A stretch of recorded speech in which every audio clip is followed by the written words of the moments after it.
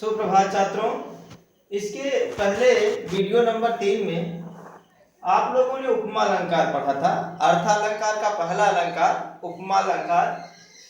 उसमें उपमा के चारों अंग उपमेय, उपमान, साधारण धर्मवाचक शब्द और उपमा के उदाहरण, उसके स्पष्टीकरण, इन सब चीज़ों को आपने पढ़ा था। उपमेय क्या है, उपमान क्या है, साधारण धर्म क्या है, वाचक शब्द क्या है। उपमेय मतलब जिस प्रसिद्ध व्यक्ति या वस्तु की उपमा दी जाती हो। उपमान जिस प्रसिद्ध व्यक्ति या वस्तु से उपमा की जाती हो। साधारण धर्म जो दोनों में समानता हो। और वाचक शब्द शीशा, जैसे, सरिस आदि वाचक शब्द, ज्यों ज्यों, सारे ये वाचक शब्द आप लोगों ने देखा था। अब अर्थालंकार में दूसरा अलंकार है आपका रूपक अलंकार।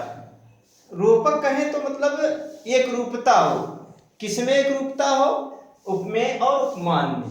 देखें परिभाषा, देखें, जहां गुण की अत्यंत समानता के कारण उपमेय में ही उपमान का अभेद आरोप कर दिया गया हो, वहां रूपक अलंकार होता है।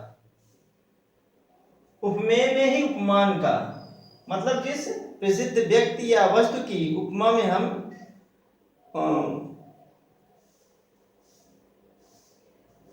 उपमेय से तुलना करते थे और इसमें एक समान मान लिया जाता है। कहने का मतलब उपमेय और उपमान में कोई अंतर ही नहीं रह जाता है और उसे रूपक अलंकार कहा जाता है। देखें तो जहां गुण की अत्यंत समानता के कारण उपमेय में ही उपमान का भेद आरोप हो, वहां पर रूपक अलंकार होता है। उदाहरण देखें पहला, उदय उदित गिरि मंच पर रघुबर बाल पतंग, बिकिसे संत सरोज सब हर्षे लोचन भृंग।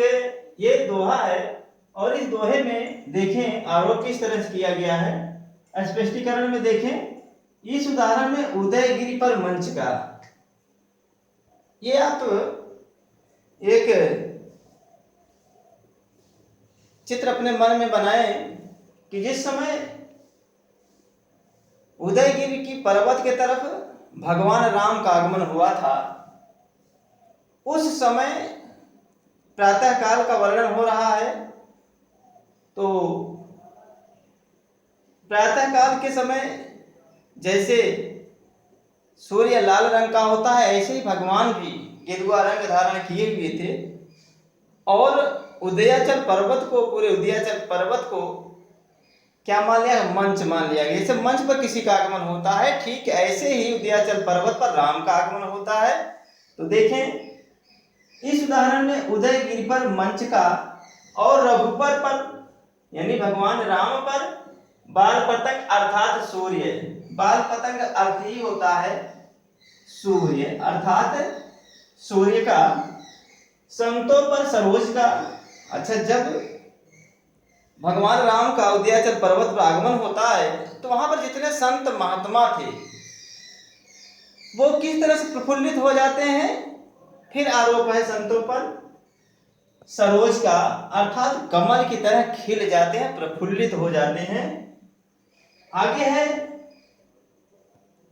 हरते लोचन भृंग, और लोचनों पर, नेत्रों पर भंवरों का अभेद आरोप होने से रूपक अलंकार है। तो देखिए इस उदाहरण में उदयगिरी पर्वत पर मंच का, रघुवर पर बाल पतंग अर्थात सूर्य का, और संतों पर सरोज का अर्थात कमल का, तथा भृंगो लोचनों पर अर्थात नेत्रों पर, भृंगो अर्थात भंवरों का भेद आरोप होने से रूपक अलंकार है।